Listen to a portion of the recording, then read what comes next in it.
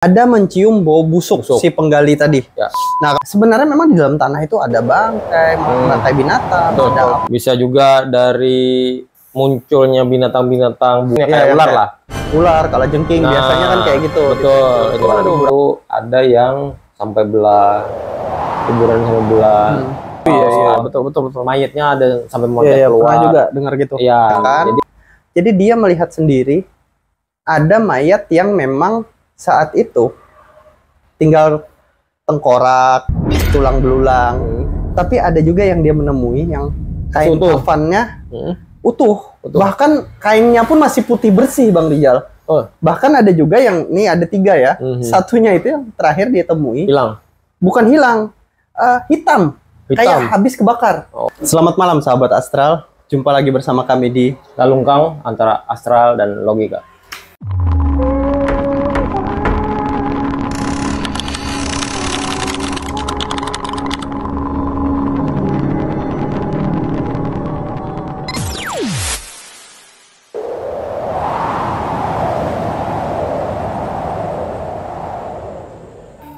Oke, brother. Ya, siap.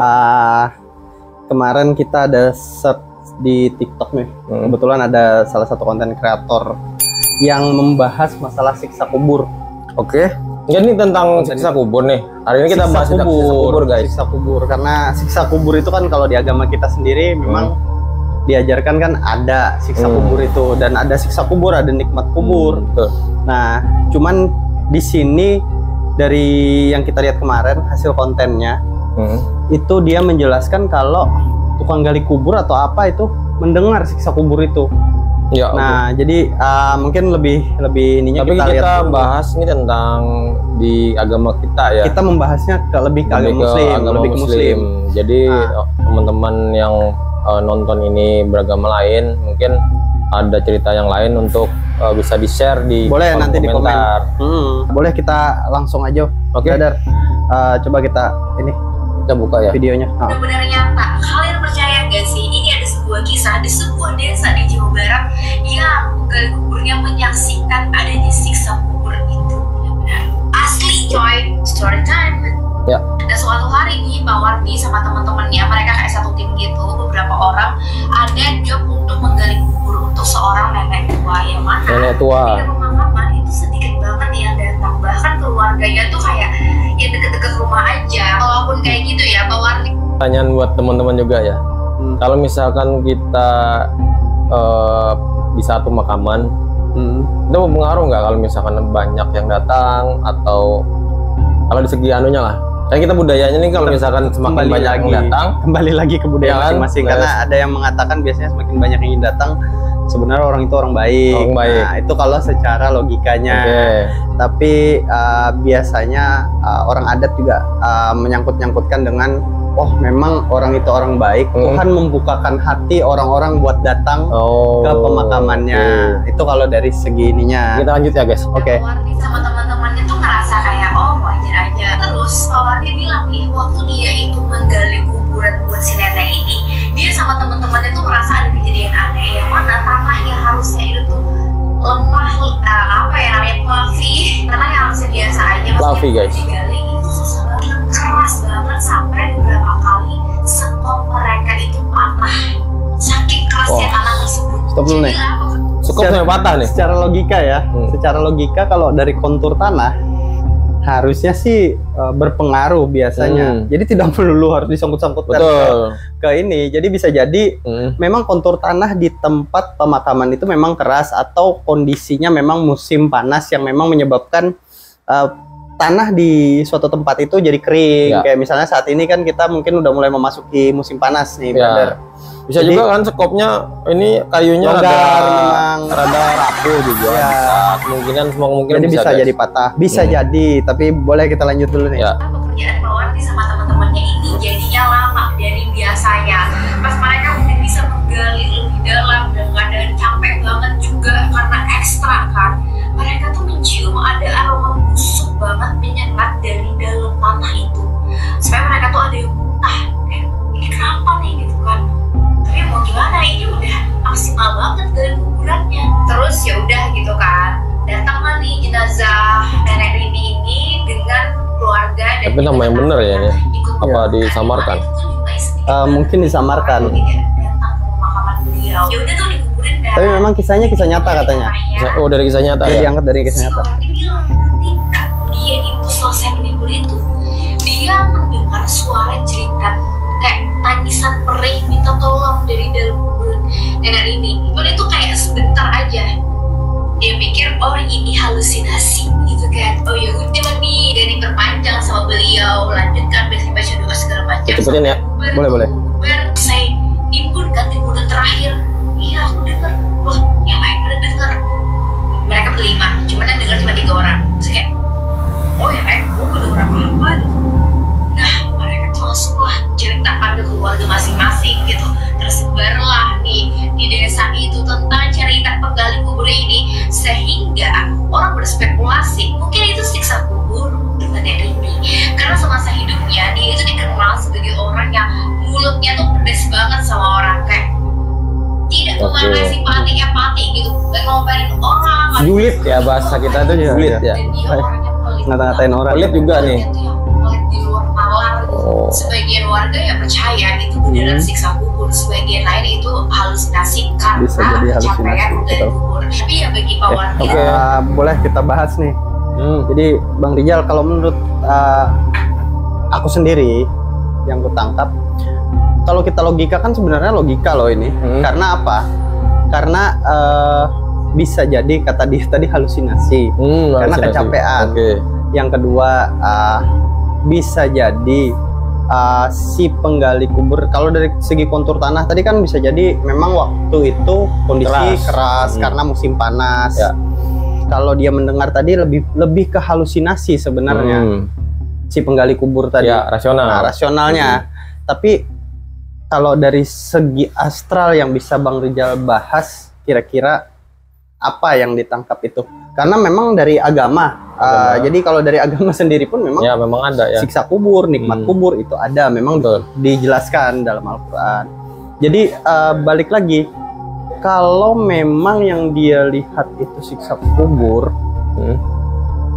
bisa jadi kan, karena 3 orang yang mendengar, 2 orang yang enggak. Jadi nggak semua nih yang mendengar. Tapi dikatakan halusinasi juga bisa jadi loh, karena tidak semua juga yang mendengar. Betul. Nah, jadi kalau menurut Bang Rijal gimana tuh tanggapannya? Ya, teman-teman astral, teman-teman lengkang, memang kita waktu kita kecapean, terkadang ada halusinasi yang berlebih yang timbul di kepala. Bisa mendengar, bisa melihat, bisa juga mencium sesuatu yang tidak biasa, seperti yang dialami tadi kan oleh si penggali kubur tadi. Cuman karena siksa kubur memang ada di Al-Quran, dituliskan, dijelaskan di agama kita. Cuman kita nggak bisa ini ya, nggak bisa memastikan benar-benar karena belum meninggal kita. Ya, jadi 90% aku katakan memang benar adanya, seperti halnya Al-Quran bilang. Agama kita itu memang dijelaskan adanya memang siksa kubur, nikmat kubur tadi, balik lagi. Cuman siksa kubur ini ada beberapa yang langsung diperlihatkan di dunia. Ada yang disimpan di belakang kita. Mungkin yang dilihatkan di hadapan kita itu mungkin sebagai sentilan lah. Karena Allah sayang, jadi Allah memberikan sentilan, memberikan sedikit kerahasiaan. Ini bukan rahasianya sedikit untuk bisa memberikan pelajaran buat kita yang masih ada di dunia. Tapi sampai segitunya berarti Bang Rijal, kayak tadi kontur tanah yang tiba-tiba susah, terus ada mencium bau busuk si penggali tadi. Nah kalau secara logika kan bisa aja, ini bisa aja Ini kalau pikiran secara logika, aku yang awam. Jadi sebenarnya memang di dalam tanah itu ada bangkai binatang, ada apa yang mungkin bekas tertimbun di dalam sana. Begitu kita buka ya mengeluarkan bau karena bercampur tadi. Karena di sebelah menyebelah ini kan biasanya juga makam. Ada beberapa ada jarak ya. Iya memang. Nah, mungkin kemungkinan bau yang dari lain, bukan dari dalam situ. Semua kemungkinan bisa. Bisa jadi kalau itu logikaku. Tapi kalau Bang Rijal astralnya tadi apa bisa yang seperti itu tadi, mencium bau dan segala macam? Itu namanya kekuasaan Allah ya, kekuasaan Tuhan. Jadi semua hal yang bisa membuat manusia itu apa ya, meyakini lagi bahwa siksa kubur itu memang ada ya, dengan tanah yang keras, bisa juga dengan bau yang keluar, air yang tiba-tiba muncul dan nggak bisa diangkat lagi airnya. Jadi diangkat itu ada terus, ada terus. Bisa juga dari munculnya binatang-binatang kayak ular lah, ular, kalajengking biasanya kan kayak gitu. Betul, itu kan ada beberapa yang benar. Itu ada beberapa, itu cerita ya Mas ya, karena aku sendiri belum pernah melihat secara langsung. Betul. Jadi itu cerita-cerita dari di internet, ada cerita-cerita dari orang lain. Cuman untuk siksa kubur itu 90% aku yakini ada, dan kemungkinan yang lain juga seperti itu. Mungkin Bang Fikri juga mungkin 90% sama kayak bisa lebih nih. Karena memang kita di agama, sebagai umat beragama memang wajib meyakini ada itu, karena itu yang disampaikan. Ya. Tapi balik ke secara logika pun tadi tetap bisa dilogikakan, bisa dilogikakan. Jadi Allah itu maha besar.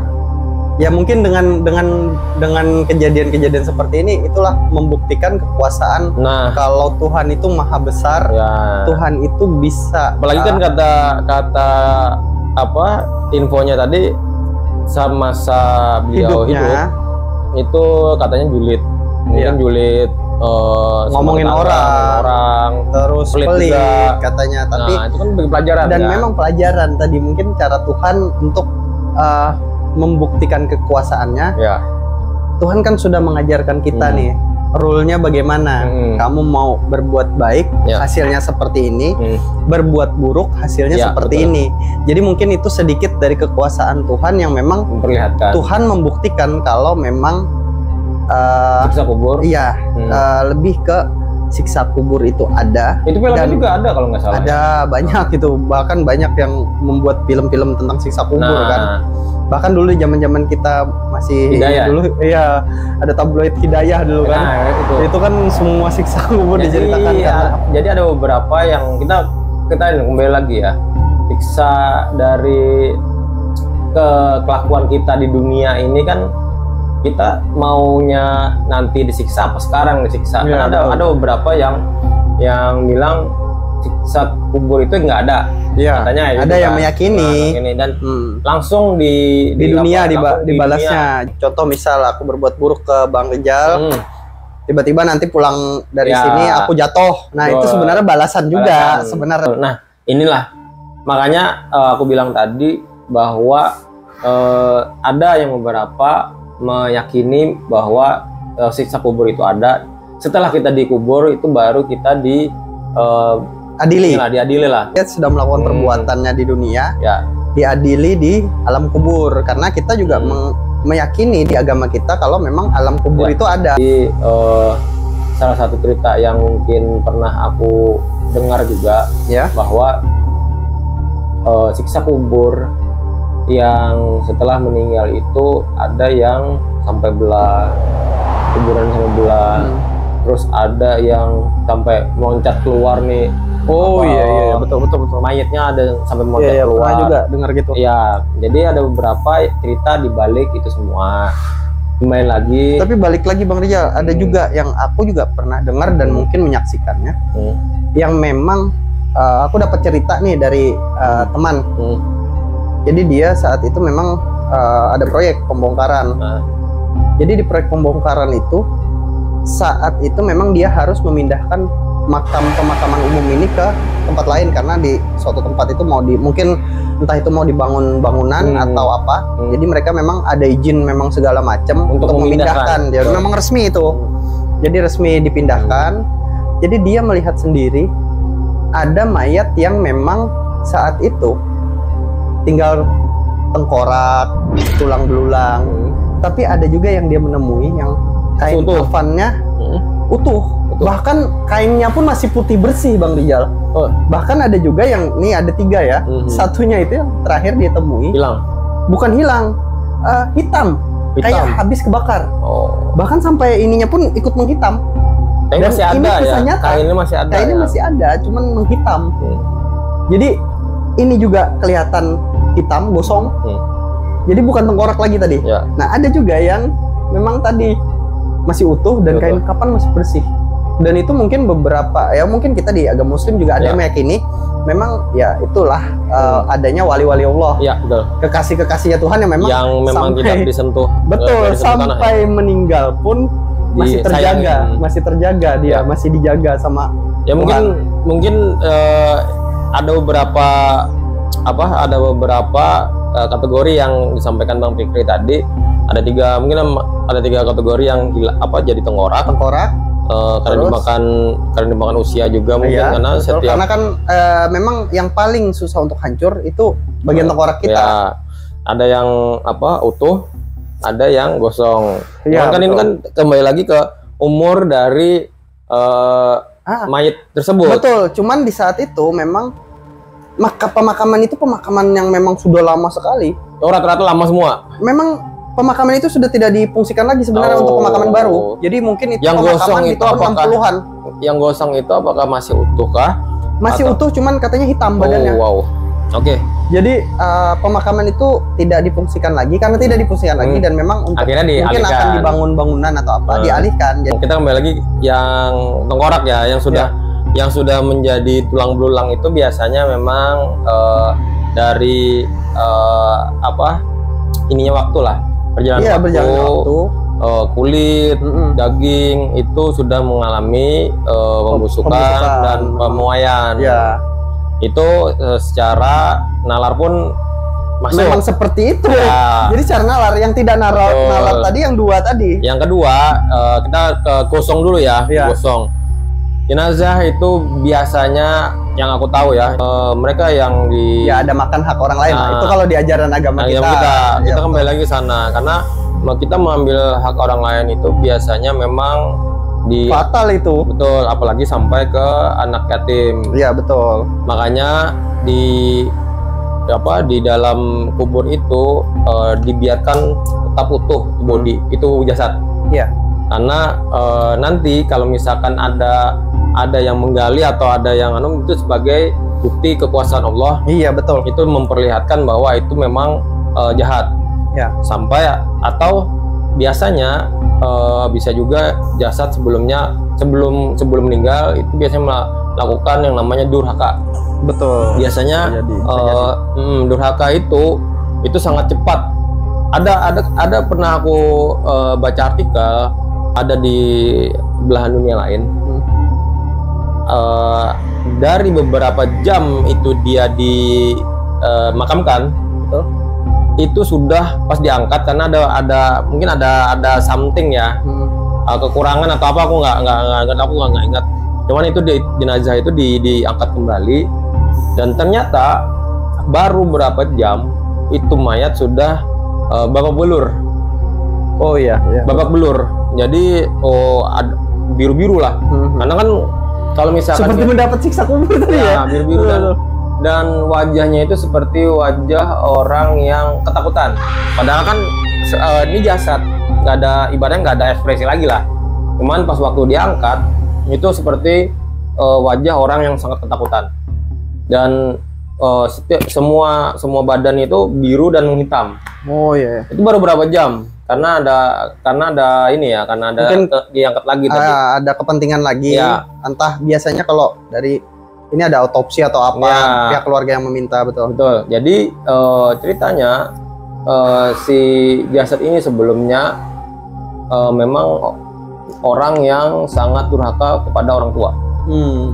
Pada orang tua, pokoknya intinya dia nggak pernah memberikan kenyamanan kepada orang tua dan selalu membantah lah. Betul. Apapun itu selalu dia bantah. Sampai akhirnya di akhir hayatnya kemungkinan si orang tua itu belum memaafkan. Mungkin memaafkan karena itu anak, cuman di dalam hati mungkin masih ada inilah. Karena orang tua pastilah kita kasih tahu semua. Kita di dalam Al-Quran pun kita tidak boleh ya. Nah, diajarkan tidak boleh karena surgamu ada di kaki orang tuamu. Cuman kembali lagi, kadang-kadang maaf ya, kadang-kadang ada yang kita yang durhaka pada orang tua, tapi ada juga yang orang tua yang durhaka sama anak. Ada juga. Kan kita kembali lagi. Nah itu kan kembali lagi. Ya, untuk kasus kali ini itu si anak yang durhaka sama orang tua. Jadi itu kemungkinan yang gosong tadi. Makanya kenapa jadi masih utuh. Kan utuh itu kan dibuktikan dengan kalau makanya tadi kan kalau misalkan dia sudah menjadi belang-belulang, mungkin nggak bisa ngelihat kita, ya kan? Nggak ada bukti. Nggak ada bukti. Kain kafan pun pasti sudah usang, sudah rusak lah. Tuhan dengan kekuasaannya membuktikan dengan cara itu. Sama halnya tadi yang masih utuh, Bang Rijal.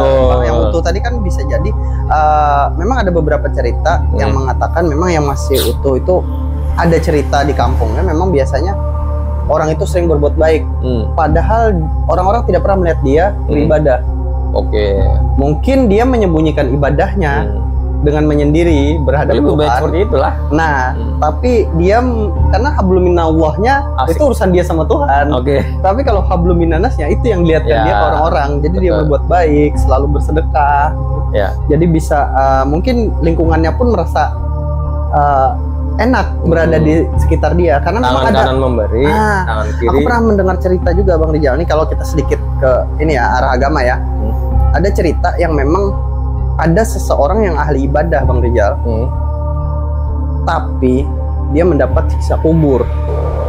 Ternyata setelah dipertanyakan dia, kenapa aku mendapat siksa kubur? Padahal aku selama ini nggak pernah ketinggalan beribadah, apalagi yang wajibnya. Sedangkan aku yang sunnahnya aja aku kerjakan, bahasanya kayak gitu. Jadi komplain dia. Ternyata jawabannya dari malaikat. Katanya, iya memang untuk urusanmu sama Tuhan, itu urusanmu sama Tuhan, berduaan aja. Nah kalau urusanmu dengan manusia itu banyak orang loh. Jadi dia ternyata tidak bisa bersosialisasi dengan tetangganya. Paham. Mungkin ditegur tetangga juga dia nggak negur balik, atau yang penting urusanku sama Tuhan, bukan sama manusia. Padahal kita hidup di dunia ini, urusan kita dua, seimbang. Nah, habluminallah dan habluminanas tadi tetap harus jalan. Makanya itu betul. Makanya yang terakhir tadi yang jenazah yang utuh, mungkin Bang Fikri yang bisa jelaskan. Mungkin ya tadi, mungkin lebih ke arah itu, Bang Rijal, sedikitnya rempetnya. Karena apa? Urusan kita dengan manusia kan ada. Mungkin Bang Rijal juga tahu ya. Kata Tuhan, urusannya sama aku, kamu minta maaf, aku pasti ampunkan. Tapi untuk urusan dengan manusia, sebelum manusia itu memaafkan kamu, tidak akan pernah selesai kasusnya. Benar nggak? Betul. Nah, jadi makanya balik lagi mungkin sekedar mengingatkan teman-teman. Jadi tetap sosialisasi ke orang sekitar itu penting. Jadi bukan cuma sekedar berbuat baik. Mungkin kalau misalkan memang kita bisa memberikan effort lebih, tenaga atau bantuan yang lain, mungkin bisa dana. Ya, tadi balik lagi sedekah karena memang di agama kita juga diajarin, Bang Rijal. Kata Tuhan kan, aku ngasih kamu duit itu bukan cuma untukmu, tapi untuk bermanfaat bagi orang banyak. Itu kuncinya sebenarnya di situ, teman-teman melalungkan. Kembali lagi ke urusan yang siksa kubur tadi. Siksa kubur. Jadi kita sependapat, memang kita siksa kubur itu ada ya, Bang Rijal. Percaya sependapat bahwa memang kita akan mengalami itu di kemudian hari. Di kehidupan setelah hidup ini pasti ada yang namanya siksa kubur. Tapi kita pertanggungjawabkan lah. Karena segala sesuatu itu pasti ada pertanggungjawabannya. Tapi mudah-mudahan aku, Bang Fikri dan teman-teman Langgang semua itu ditutup lah. Ditutup kalau misalkan pun kita memang ada salah dan kita akan disiksa di kubur nanti. Mudah-mudahan Allah bisa menutup karena dan orang yang di luar tidak mengetahui bahwa kita mempunyai salah dan kita mempunyai kekurangan lah di masa hidup. Ada ini juga, Bang. Karena setiap manusia kan pasti ada pasti ada kesalahan. Semoga-moga kita ditutup dari dari Karena tapi kadang ini ada sedikit ini loh Bang Rizal. Kadang sebenarnya Tuhan itu menutup aib bagi umatnya. Jadi cuman kadang kita sendiri yang membuka aib kita sendiri. Itu kebanyakan yang terjadi untuk saat ini. Jadi Tuhan sebenarnya menutup aib kita. Kadang kita yang mengumbar aib kita. Itu sebenarnya yang paling fatal, itu sebenarnya salahnya di kita. Ya, kita kembali lagi, manusia itu adalah tempatnya dosa. Itu memang ada perkataan yang memang dari mungkin ulama-ulama terdahulu yang mengatakan sebaik-baiknya manusia adalah orang yang menutup aib saudaranya sendiri. Betul. Robek kita lihat robek teman kita itu sedikit, kita tertawakan, kita nggak ngelihat pada kalau di punggung kita robek bajunya lebih besar. Nah, itu mungkin ininya lah gambaran. Betul. Bagi kita yang kalau misalkan memang ada aib teman yang kita tidak perlu umbar dan tidak perlu ini, yang kita simpan lah. Nanti ya tadi ada ular lah, ada tanah yang keras lah, ada bau busuk lah. Nah, itu mudah-mudahan kita terhindar dari itu semua. Betul. Oke, gitu Bang Fikri. Oke, jadi pembahasan mungkin jelas ya, sangat jelas hari ini, dan mungkin ada ilmu-ilmu yang baru yang kita dapat di sini. Tapi kembali lagi, balik lagi kepercayaannya, kembali ke teman-teman Lalungkang. Anggap ini sebuah konten, hiburan semata yang memang kalau ada ilmu yang bisa diambil silahkan diambil. Tapi kalau memang menurut teman-teman ini kurang ini, ya udah nggak usah diambil. Bisa di komen juga teman-teman. Ada kalau misalkan memang ada pengalaman, cerita-cerita yang mungkin bisa kita bahas nanti, mungkin kita bisa sambil jelasin ya Bang Rizal ya. Mungkin kita jelaskan secara logikanya dan secara astralnya. Betul. Kita kasih sedikit lah. Oke. Terima kasih Bang Rizal untuk pertemuan kali ini. Tetap dilalungkan antara astral dan logika.